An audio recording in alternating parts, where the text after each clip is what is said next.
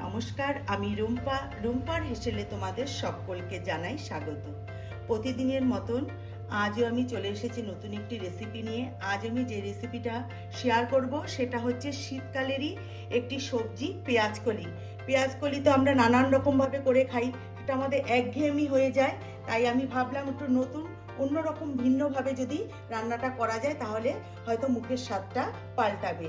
তাই আজকে আমি পেঁয়াজকলি পোস্ত তৈরি করব। তাই পেঁয়াজকলি পোস্ত তৈরি করতে আমার যে যে উপকরণগুলো লাগবে সেটা আমি তোমাদেরকে প্রথমে দেখিয়ে নিই। এই যে দেখো, এখানে আমি পেঁয়াজকলি নিয়ে নিয়েছি। পেঁয়াজকলিটাকে আমি এইভাবে কেটেছি, একটু লম্বা লম্বা সাইজ করে কাটতে হবে, একটু বড় করে, ছোট করে না, একটু বড় বড় সাইজে এইভাবে লম্বা লম্বা করে আমি কেটে নিয়েছি। আছে এখানে পোস্ত, এখানে আছে পেঁয়াজ। পেঁয়াজটা যদি তোমরা মনে করো দেবে না, না দিলেও হবে, কোনো অসুবিধা নেই, তবে দিলে মনে হয় ভালোই হয়। এখানে আছে কাঁচা লঙ্কা, ঝালটা তোমরা তোমাদের পছন্দ মতো দেবে।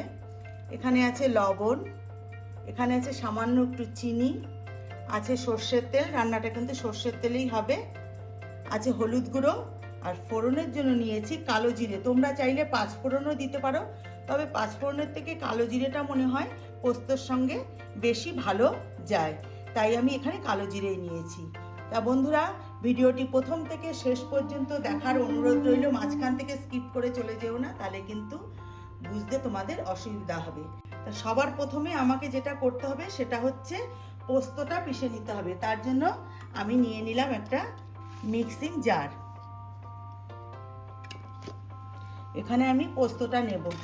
এখানে দেখো, এখানে 250 পেঁয়াজকলি আছে। 250 পেঁয়াজকলির জন্য এই চামচের 4 চামচ আমি নেব পোস্ত।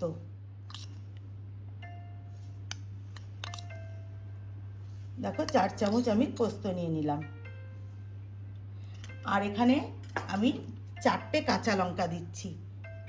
ঝালটা তোমরা তোমাদের পছন্দ মতো দিও, এই লঙ্কাগুলো খুব ঝাল, তাই আমি এখানে 4টে দিলাম। আর যেহেতু পোস্তটা পিষবো তাই আমি এর মধ্যে একটু দিয়ে দিচ্ছি সামান্য একটু হলুদ গুঁড়ো, আর দেবো একটু লবণ, তাহলে পোস্তটা ভালো পিষবে। তাহলে আমি পোস্তটা প্রথমে পিষে নিচ্ছি। দেখো, পোস্ত আমার বাটা হয়ে গেছে, আমি বাটিতে ঢেলে নিয়েছি। এবার সোজা চলে যাব রেসিপিটি তৈরি করার জন্য গ্যাসের কাছে। দেখো, গ্যাস ধরিয়ে আমি কড়াই বসিয়ে দিয়েছি। কড়াই গরম হয়ে গেছে, সর্ষের তেলও আমি দিয়ে দিয়েছি, তেল গরম হয়ে গেছে। এবার আমি ফোড়নের জন্য দিয়ে দিচ্ছি কালো জিরে। কালো জিরেটা একটু ভেজে নেব। এখানে যদি তোমরা মনে করো 5 ফোড়ন দেবে তো 5 ফোড়নে দিতে পারো, তবে 5 ফোড়নের থেকে কিন্তু কালো জিরের গন্ধটা বেশি ভালো লাগে। এবার আমি এর মধ্যে দিয়ে দেবো কেটে রাখা একটা মাঝারি সাইজের পেঁয়াজ কুচি। পেঁয়াজটাকে আমি হালকা করে ভেজে নেব।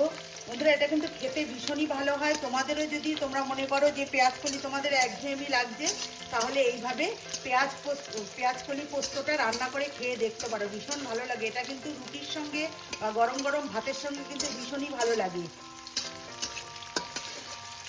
পেঁয়াজটা একটু আমি ভেজে নেবো ব্রাউন কালার করে। দেখো, পেঁয়াজটা আমার হালকা ভাজা হয়ে গেছে। এবার আমি এর মধ্যে দিয়ে দেবো কেটে রাখা পেঁয়াজকলিটা।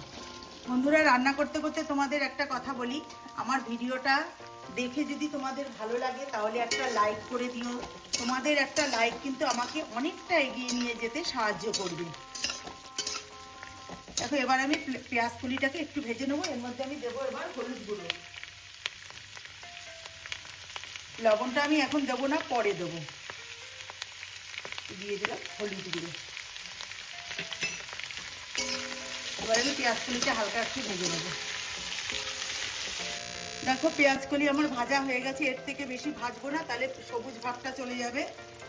এবার আমি এর মধ্যে দিয়ে দেবো একটু লবণ। লবণ আমি অল্প করেই দেবো, কারণ পোস্ত বাটার মধ্যে একটু লবণ দিয়েছিলাম, তাই লবণটা আমি অল্প করেই দিচ্ছি। এবার আমি এর মধ্যে দিয়ে দেবো বেটে রাখা পোস্তটা।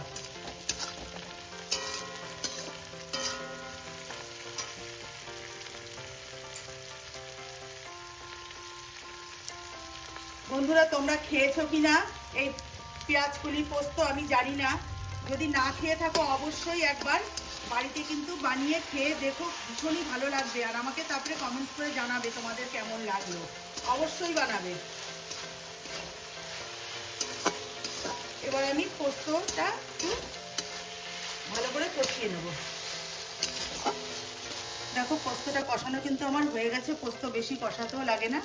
এবার আমি এর মধ্যে কোনো জল পড়বে না, শুধু ওই যে মিক্সির বাটিটা ধুয়ে একটু জল দিয়েছি সেটাই আমি দিয়ে দিলাম এর মধ্যে। এবার আমি এর মধ্যে দিয়ে দেবো সামান্য একটু চিনি দেবো, একটু মিষ্টি মিষ্টি হলে ভালো লাগবে খেতে, ব্যালেন্সটাও ঠিক থাকবে।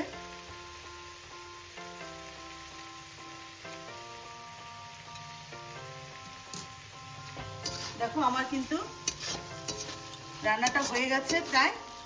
এবার আমি যতটুকু জল দিলাম এই জলটাকে একটু টানিয়ে নিয়ে আমি এটা নামিয়ে নেব। তো বন্ধুরা তোমরা কিন্তু অবশ্যই বাড়িতে একবার বানিও, ভীষণই ভালো হয় খেতে। এটা কিন্তু পরোটার সঙ্গেও খেতে পারবে, বিকেলে রুটির সঙ্গে তো ভীষণই ভালো লাগবে। গরম গরম ভাতের সঙ্গে এইরকম রেসিপি হলে কিন্তু আর কিছুই লাগবে না।